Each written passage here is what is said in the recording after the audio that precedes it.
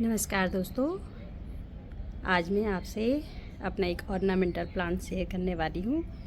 Shorts में मैंने कई बार इसके शॉर्ट्स डाले तो आप लोगों ने बहुत पसंद किया। मैंने सोचा आज मैं इसकी फुल वीडियो आपसे शेयर कर दूँ, क्योंकि मैंने अभी इसे 3 दिन पहले रिपोर्ट किया है। दोस्तों, ये कैक्टस फैमिली का प्लांट है और सिर्फ ऑर्नामेंटल प्लांट है। और कैक्टस फैमिली के प्लांट्स में सैप निकलता है, और जिन भी प्लांट्स में सैप निकलता है मोस्टली वो प्लांट्स थोड़ा सा ह्यूमन बीइंग के लिए और पेट्स के लिए टॉक्सिक होते हैं। तो इसके साथ भी ऐसा ही है। एक्चुअली जो इनकी टॉक्सिसिटी होती है, ये इनका खुद का इनबिल्ट प्रोटेक्शन सिस्टम होता है। और ये मैं इसका फुल व्यू दिखा रही हूँ। तो दोस्तों, ये मेरा कटिंग से उगाया हुआ प्लांट है और मेरी कलीग टीना ने मुझे ये गिफ्ट किया था। थैंक यू सो मच टीना। और जब उन्होंने मुझे कटिंग दी थी तो उन्होंने मुझे, ये आप देख सकते हैं अलग से पोर्शन दिखाई दे रहा है, ये मेरी उंगली के बराबर कटिंग उन्होंने रेडी करके दी थी। और उसके बाद से उन्होंने नॉर्मल गार्डन सॉइल में कटिंग लगा करके मुझे दी थी। और मैंने भी वो हटाया नहीं था। उन्होंने वो इवन पॉट भी वो वाला पॉट था जिसमें खाने की पैकिंग आती है मार्केट में, वाइट वाला पॉट। तो उस वाले पॉट में उन्होंने गार्डन सॉइल में लगा के मुझे दिया था। और तब से ये कई बार बीच में डॉर्मेंसी में भी रहा और कई बार इसने थोड़ी थोड़ी ग्रोथ दिखाई। तो ये इतना पोर्शन मेरे पास पिछले सीज़न में ये ग्रो हुआ था। इतनी कटिंग उन्होंने मुझे दी थी, इतना पोर्शन ये पिछले सीज़न में ग्रो हुआ था। लेकिन इस बार इसने पता नहीं कैसे बहुत इनॉर्मस ग्रोथ दिखाई है। ये जहाँ से पत्ते दिख रहे हैं दोस्तों, ये वाली ग्रोथ इस सीज़न की है। और ये पत्ते भी आप देख सकते हैं, रेडिश कलर के पत्ते इसमें निकले हैं।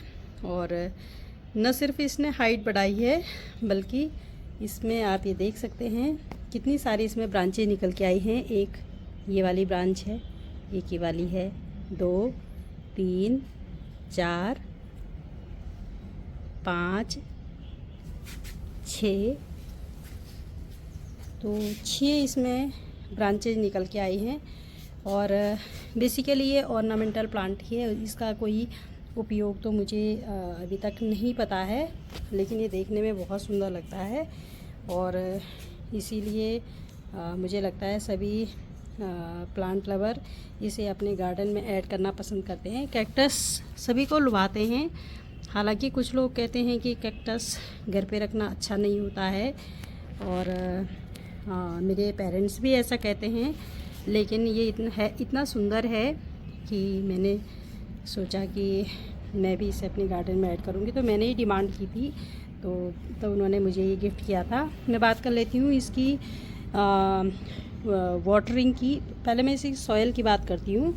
पहले तो ये नॉर्मल गार्डन सॉइल में लगा हुआ था दोस्तों, लेकिन इस बार अब मैंने सोचा है कि मैं इसे बहुत लंबे टाइम तक रिपोर्ट नहीं करने वाली हूँ। आप देख सकते हैं नीचे गमला बिल्कुल खाली दिख रहा है और ऊपर प्लांट है। तो मैं इसे बहुत लंबे टाइम तक अब नहीं करने वाली हूँ रिपोर्ट। इसलिए मैंने गार्डन सॉइल में थोड़ा सा बोन मील मिला दिया है और थोड़ा सा काऊ डंग मिला दिया है और उसमें ये लगाया है। हालांकि बहुत ज़्यादा मिट्टी भुरभुरी तो नहीं है, लेकिन इतनी है कि ये टिका रह जाए इसमें। और इसकी जड़ों पे जो पुरानी गार्डन सॉइल लगी हुई थी उसे तो मैं पूरी तरीके से हटा नहीं पाई थी, तो मैंने थोड़ी थोड़ी तोड़ दी थी क्योंकि वो हार्ड हो गई थी। वो भी मैंने एज इट इज़ छोड़ दी है। तो पता नहीं अब उससे नुकसान होगा या क्या होगा, लेकिन पानी पड़ता रहेगा तो वो गीला होके छटता तो रहेगा ही। तो ये तो इसकी सॉइल की बात है। उसके बाद इसकी वाटरिंग की जहाँ तक बात है, तो अभी मैंने ये 3 दिन पहले रिपोर्ट किया है। तो रिपोर्टिंग की वीडियो भी मैंने बनाई है, लेकिन चूँकि इस महीने बहुत ज़्यादा रिपोर्टिंग हो रही है प्लांट्स की, मैं कर रही हूँ स्पेशली, तो सभी मेरी रिपोर्टिंग की वीडियोज़ आ रही हैं। तो मुझे लगा कि कहीं आप लोग बोर हो जाएंगे, तो इसलिए मैंने इसका ये लुक दिखाने के लिए आप एक नई वीडियो बना ली।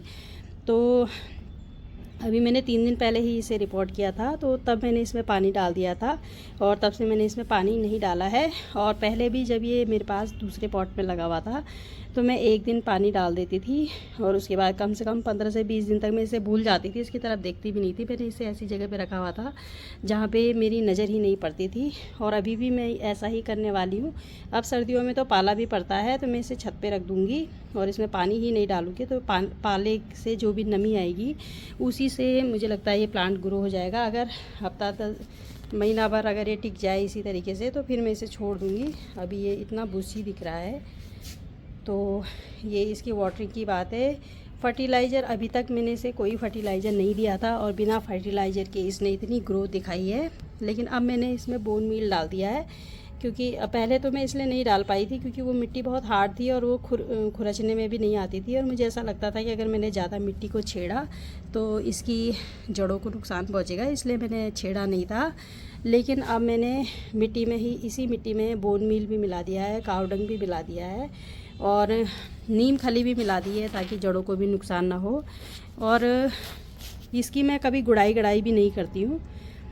मतलब जैसे ये बंजर ज़मीन में उगने वाला हो इसी तरीके से मैं इसे छोड़ देती हूँ। तो अब जैसे मैंने इसे रिपोर्ट कर दिया है तो मैं इसे बिल्कुल नहीं छेड़ने वाली हूँ, क्योंकि मैं पहले भी नहीं छेड़ती थी। तो मैं एज इट इज़ रखूँगी। तो 20-25 दिन बाद एक दिन मैं इसमें वाटरिंग करती हूँ। तो ये प्लांट मुझे इसलिए भी अच्छा लगता है कि जैसे अगर कभी माना घर बंद करके हम जाएंगे तो 20-25 दिन तक तो इसकी हमें चिंता ही नहीं रहेगी कि इसको वाटरिंग नहीं की और ये ख़राब हो गया होगा। और दिखने में भी ये बहुत सुंदर लगता है। और अभी तक मैंने ये अपने नीचे वाली बालकनी में रखा हुआ था, लेकिन अब मैं इसे छत पे रखने वाली हूँ ओपन में। तो रिपोर्टिंग के बाद मैंने इसे यहाँ इस शेड के नीचे रखा था। यहाँ ऊपर ग्लास लगा हुआ है, इस शेड के नीचे रखा हुआ था, लेकिन यहाँ पे धूप भी पड़ती ही रहती है इस पर, लेकिन इसके पत्तों पे भी बहुत ज़्यादा असर नहीं हुआ है। तो अब मैं इसे नहीं हटाने वाली हूँ, यहीं से यहीं रहने देती हूँ और धीरे धीरे जो है मैं शेड से भी इसे हटा दूँगी और फुल सनलाइट में कर दूँगी।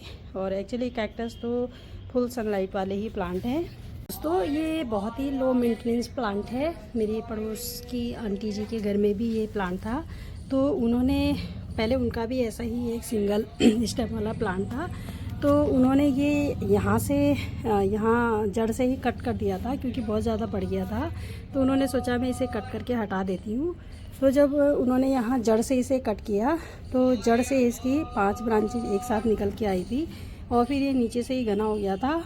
और अभी आज की डेट में तो ये स्थिति आ गई थी कि जब उन्होंने अभी इतना ज़्यादा ये ग्रोथ कर गया था कि उन्होंने इसकी प्रूनिंग करने की कोशिश की। जब उन्हें नहीं समझ आया कि कैसे करनी है तो उन्होंने पूरा प्लांट ही कट करके हटा दिया है और उनका कहना है कि अब मैं इसे नहीं रखूँगी। तो ये बिना किसी केयर और बिना किसी मेंटेनेंस के बहुत अच्छी ग्रोथ दिखाता है। हालांकि इसमें कांटे तो बहुत कम होते हैं, आप देख सकते हैं इसके 3 कोनों पे ही कांटे हैं और वो भी बहुत छोटे छोटे कांटे हैं।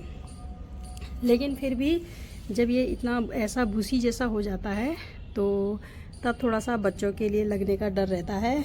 और दूसरा आंटी जी ये भी कह रही थी कि जब वो इसे कट करके हटा रही थी तो उन्होंने इस पे जब कट किया होगा तो इससे जो सैप निकला वो उनके चेहरे पे गिरा था और उन्होंने उसको खाली हाथ से पोंछ दिया और वो दिखा रही थी मुझे अपने चेहरे पे, वहाँ जहाँ पे सैप गिरा था वहाँ पे।